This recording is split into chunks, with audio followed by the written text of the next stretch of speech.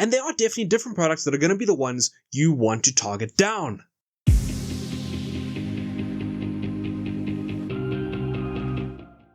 Hey everyone, Bruce from What's Popping in. We are back with another Pokemon TCG unboxing. Now, as you will know, Twilight Masquerade has been out for a little while. It is an incredible set, seeing a ton of competitive play, really beefing up and boosting a lot of decks that are out there. But there is something for the collectors in the set, and we are seeing a couple of cards rise in value. That Greninja EX, Chef Kiss, absolutely beautiful card. And thanks to our friends over at Solar Pop, we are going to be opening up some packs today and trying to find out what is the best product for you to buy, and ultimately having a little battle between the good old-fashioned ETB and our friends, the sleeved booster packs. 24 sleeve booster packs versus 1 elite trainer box. Let's see what our hit rates are like. What better way to start than with our elite trainer box? We have 9 packs to open, but let's have a closer look at our promo. There is our Teal Mask Ogerpon looking absolutely beautiful, and a pretty damn playable card at the moment. So a lot of Ogerpon decks going around at the moment. We'll keep these sleeves on the side here in case, well, for when we get our hits, and let's start ripping. Yeah, a lot of Ogerpon decks going around, so I wouldn't mind pulling an Ogerpon or two from this set. Let's have a look at the artwork as well. Looking Clefairy, looking lovely. Varoom, Volbeat, Luxio, Cook, Palafin. Pretty cool combo to pull off with Palafin and Palafin EX. You do have to get your active Pokemon to the bench. So you have to have this Palafin, use the 0 to Hero ability, and then search out the Palafin EX from your deck. Once you get it in play, pretty useful, I would say. Tatsugiri, really useful card. Basically, the new Mew. I think people are pretty much substituting the Mew, the basic Mew that we had from, was it Celebrations, I think, to go ahead and search for that supporter card. A lot of people substituting that in. We have our Reverse Holo Poltergeist, Reverse Holo Palafin, and a Monkey Dory Holo to finish. So Monkey Dory, pretty useful as well, spreading some damage counters around there. Sword used a pretty good effect at NAIC. A lot of players putting Monkey Dory into things like God of War decks, which make a lot of sense. God of War, is bringing a lot of damage onto the field, a lot of damage onto your own Pokemon, and Monkey Dory, I think I saw something there, guys. I think we might have an ace spec in here. Yep, I see pink. You see the pink there? Yep, there it is. Okay, we got an ace pack. Okay, cool. Let's be chill. Let's be chill. So Monkey Dory, being able to move damage from your side to your opponent's side of the field, very useful as we move into an Aggron. Cook once again, also to heal damage. Lots of damage movement, damage healing happening in this set. Clefable, and we have a Scoop Up Cyclone. This is absolutely awesome, guys. Pretty much a penny. This is a penny that you can use on your turn in place of using a supporter. So Scoop Up Cyclone, it is, as far as I'm aware, just a straight reprint of the previous Scoop Up Cyclone ace spec. So looking pretty awesome. Artwork, they've kind of done a bit of a mirroring on it, and that is the artwork. Let's see if there's a double banger. Possibly no. So we have the Snorunt and Iron Leaves to finish. Let's get this Scoop Up Cyclone into a sleeve. And that one is going to be going into the deck and potentially into a binder at some point. So looking good so far. 2 packs in and we already had a hit, so can't complain at all. I would say that it does seem that hit rates for the set have been pretty, to put the pun out there, hit or miss. I think people have been having really great ETBs and some people not so much. So let's see how our luck is going. So far so good. Applin, Scolipede, bug catching set, really beautiful card. Very useful in the new Applin deck, which has been going around quite a bit. Applin and Diplin as we go into a Walking Wake. Yeah, Applin and Diplin, one that came along during pre-release. This is one of the first times I've actually played in a pre-release for a set, which was, of course, a couple of weeks before the actual set is released. Get a chance to play with some of the new cards, and Applin and Diplin being one tricky deck to come up against. Not this Diplin. The Diplin with the Festival Lead ability is the one. Rillaboom, Lana's Aid with new cards, and see what's potting in the set as we go into an Infernape Holo. So far, nothing too great. I mean, we'll take up the Scoop Up Cyclone. In Temporal Forces, I saw people pulling multiple ace specs. Oh, sorry, I didn't show that card off. I think it was this one.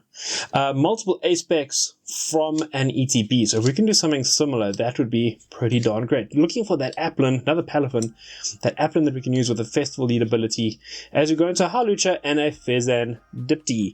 So Fezandipiti, cool ability as well. Basically, if you have a Darkness Energy attached, and a lot of people using Luminous Energy for this reason, is all the Loyal 3 Pokemon, Fezandipiti, Okidogi, and Monkey Dory. If you have Darkness Energy attached, they do some pretty cool stuff. And Fezandipiti basically sort of gives your opponent a 50-50 chance of actually landing their attack. They do have to flip a coin in order to land a successful attack. So pretty useful, good way to stall your opponents. Another Monkey Dorian coming out there.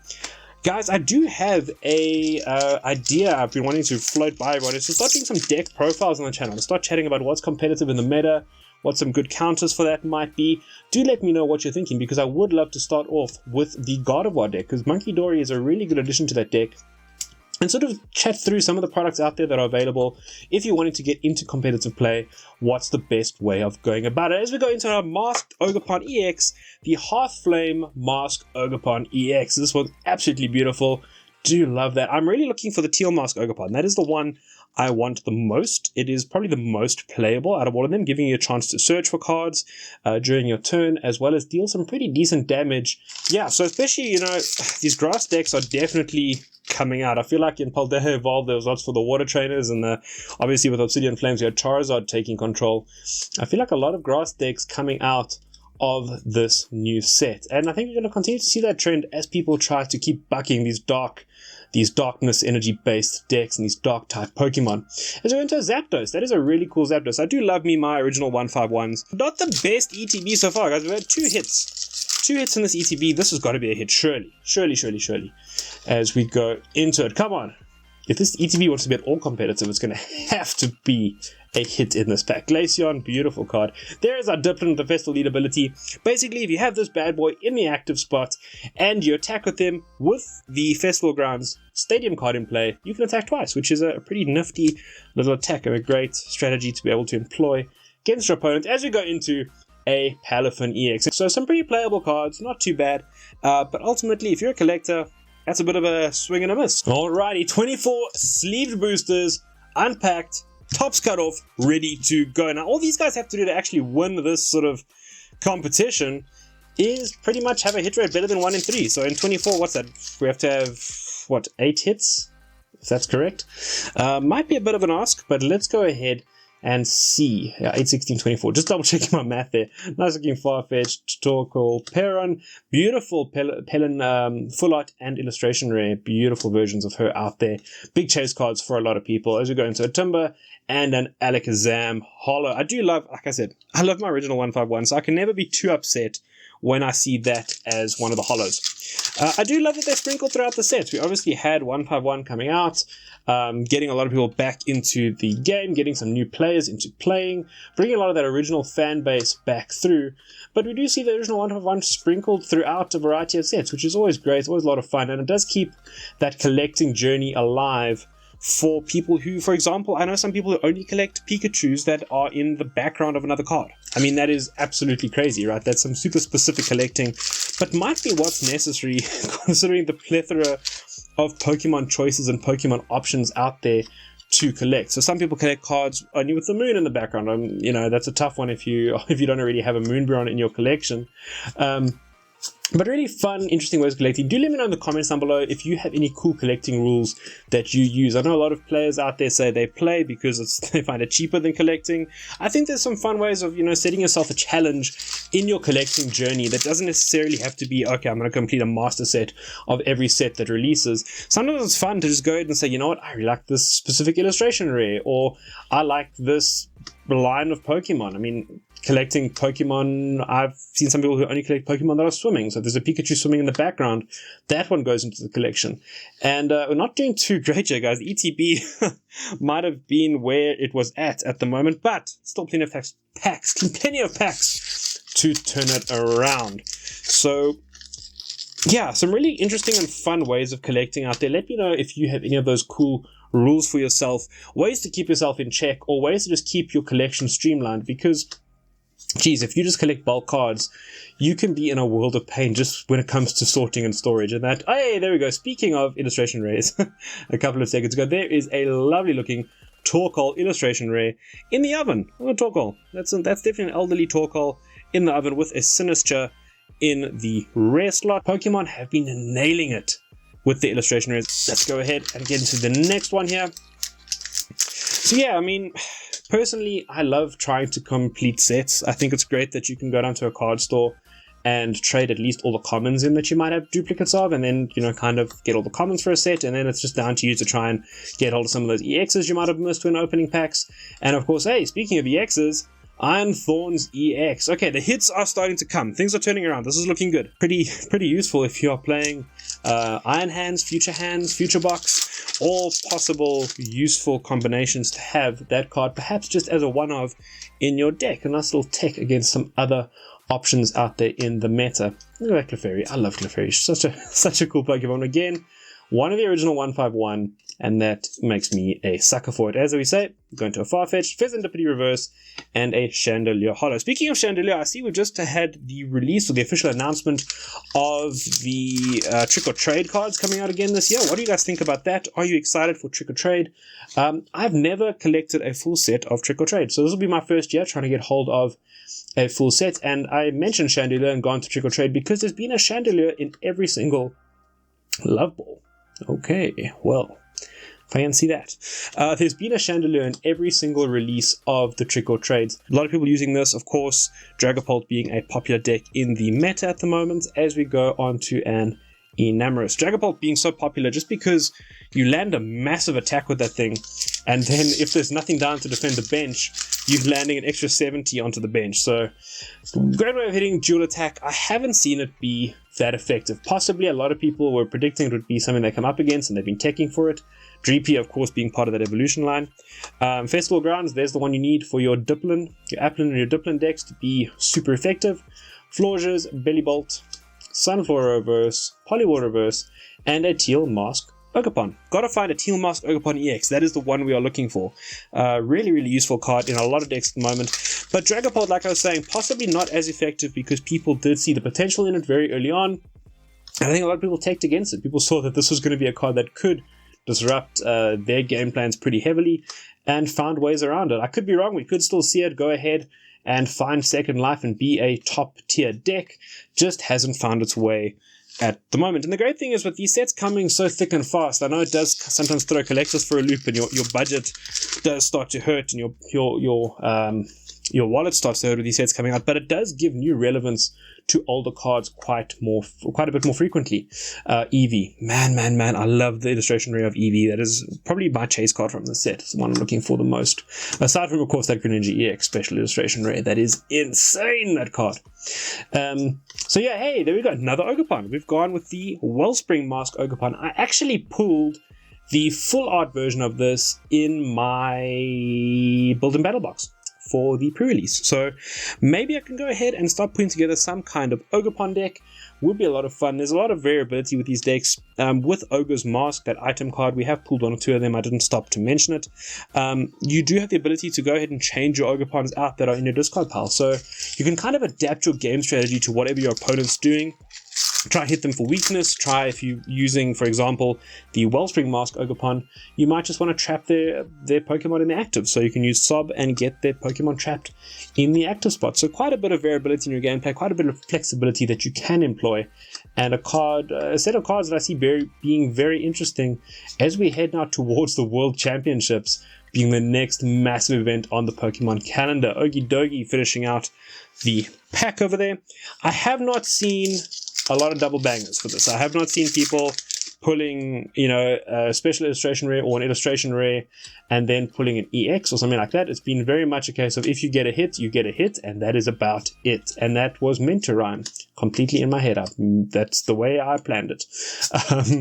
As we go into the Mulga Reverse, Farigiraf Reverse, and a Pheasantipity. We've got to catch up on the hits, guys. That's what we've had so far out of these packs. Hopefully we'll catch up on some hits, and we're not going to have a scenario where this hit rate is just smashing us. Remember Temporal Forces being pretty notorious amongst a lot of the community, saying hit rates are real tough. We have had a pretty tough hit rate today, so I'd love to see some more illustration rares coming out as we go into a Duplin Reverse, an Abra Reverse, and a Teal Mask Ogerpon. To me, that is, I guess, of course, the advantage of buying a booster box, right? You have a bit more of obviously a bigger sample size in terms of the hit rates and what you have the potential to pull, but you also have the kind of stability and the knowledge of knowing that, hey, I'm actually probably going to pull at least X amount of special illustration or illustration rares. Yeah, it used to be a case where you had a fairly decent chance of getting at least one special illustration rare out of a box. Not necessarily the case anymore. So nowadays, you know, your guarantees are far less. I do love the Leafeon. Look at that beautiful Leafeon. Love my evolutions. Swanna, Spinnerack, Lamp and Traverse. Hey, a full art Luxray EX. Now we're talking. That is an absolutely stunning full art. I love the color gradients in the back there. The blues going into kind of that teal. Absolutely stunning. 4 is not too bad. I would have liked to see a bit more. I think we might have been a little bit unlucky. We did get these 24 packs, I should say, in a sealed box, as they would go out to a store. So 2/3 of a booster box, and only 1 illustration rare. That is a bit concerning. Hey, as I say that, we get the Timber illustration rare and a Frostlass. Really playable card. Great deck at the moment. Great single prize deck. Look how awesome this Timber is. That is a great scene we've got going on there. Debate rages on, right? Like, are pull rates better in sleeve packs versus you know, packs straight out of a booster box? I think ultimately the hit rate's the hit rate, and what you're going to get is determined by the hit rate. So if the hit rate is 1 in 3 packs, the odds are you open these packs, you're going to get more often than not whatever you get out of a booster box in terms of the hit rate. So if we had, for example, 4 illustration rares in a booster box, and we're opening 2/3 of a booster box, you would expect to get what, 2, maybe 3 in your packs if you are lucky. I think the biggest argument and the best reason to maybe be buying sleeve booster packs is if you're buying from somebody that you don't necessarily know or trust, because it is a lot harder to tamper with these kind of packs. There's the Ogre's Mask, able to switch out your Ogerpons in the active spot. All your Ogerpon EXs, you can switch those bad boys out. You can, of course, tamper with packs. Look, people do. But hey, a Sinister EX. Look at me, just expecting not to have a hit there. Sinister EX, awesome card. Obviously, one of the Matcha style Pokemon that we've seen come out of the set. Sleeve booster packs, a lot harder to weigh. So if you're buying from somebody who you're concerned that they could be weighing packs and sending you dead packs that don't have a hit in them, then go for a sleeve booster pack. If you just want a nice hit of something off the shelf as you're leaving a store, that's what they're designed for. They're designed to be hung on shelves so that people have that impulse buy, that impulse purchase as they're heading towards the tills. That is where you always see the packs, of course, as well. And they get me, man. They get me. I've definitely grabbed a couple of these on my way out of a store, and I've actually pulled some pretty cool stuff out of them. I have pulled God of War EX, the special illustration rare from Scarlet Mitre base out of this. I pulled a couple of, I think, a Gyarados EX out of this. So you do have really nice hits coming out of these, but I cannot, confirm or deny that you would not have a similar hit from a straight booster pack. If you're buying it from a card store that you trust, honestly, a booster pack is a booster pack. It's just the packaging and the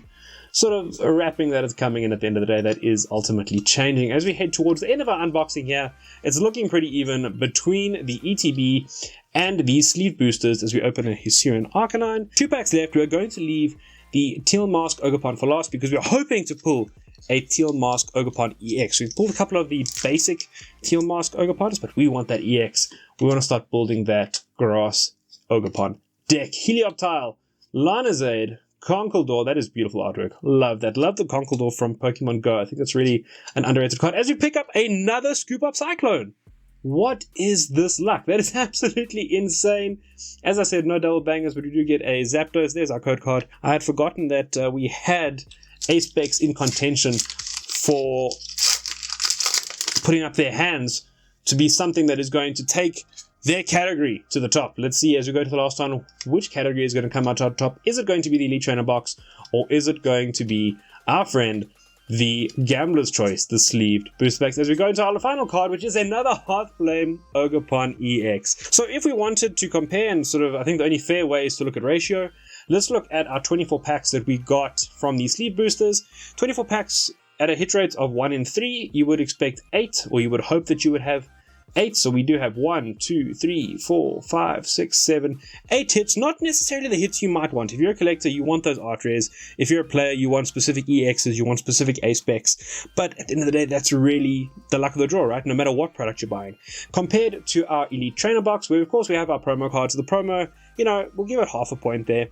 And of course our 3 hits. So 3 hits, 3 points versus 8 points, all coming at a 1 in 3 hit rate. So there you have it, guys. I think definitely something for both. Again, the Elite Trainer box with that promo card is going to be one that collectors are picking up. Nowadays, we are seeing a lot of collectors move away from collecting just plain sealed ETBs, and I think that's because of the Pokemon Center exclusive ETBs out there. So if you are able to grab one of those, cannot recommend it enough, do get one of those Pokemon Center ETBs to keep in your sealed collection. If you're like me, you're wanting to rip packs, you're wanting to get in stuff, you're collecting promos, you want some goodies to start playing the game, Elite Trainer Box, your best friend, try test it true, not going to go wrong with one of those bad boys. But if you are a gambler, if you want to go out there and buy a couple of sleeve boosters, there is so much fun in opening sleeve boosters. I did this with my previous video where we looked at this for Temporal Forces, right? We saw that the pull rates are pretty similar between a booster box and these sort of sealed sleeve boosters. The difference is when you're working with sleeve boosters, you have a lot more trust in terms of buying on the secondary market. So,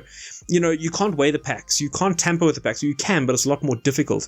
And you get that little added level of security, as well as the fact that when stores get these, they just put them out on the shelves. That is the idea behind this product. It is just a chance for them to really display these booster packs and kind of get people to impulse buy. So you could, from one of these, when they're mixed up on the shelves, pull 2 alt arts or 2 secret illustration rares in a row. It's conceivably possible, which you would not necessarily get in a booster box. So if you're a gambler, if you like sort of playing the risk, playing the field, seeing what's out there, and you enjoy that little bit of extra fun, opening packs, but you can't either buy a full booster box or you want that kind of thrill of not knowing what you're going to get. You don't have the security of a booster box, but at the end of the day, you have the extra layer of fun. I love sleeve boosters. I think they're a ton of fun, but we are going to be looking to open up some booster boxes right here on the channel. So do hang around for that. I hope you enjoyed today's video. Let me know in the comments down below what your chase card from Twilight Masquerade is. I want to hear about it. I want to hear from you guys. I want to hear from the community. Thank you so much for joining in as always, guys, and I look forward to seeing all of you in the next video.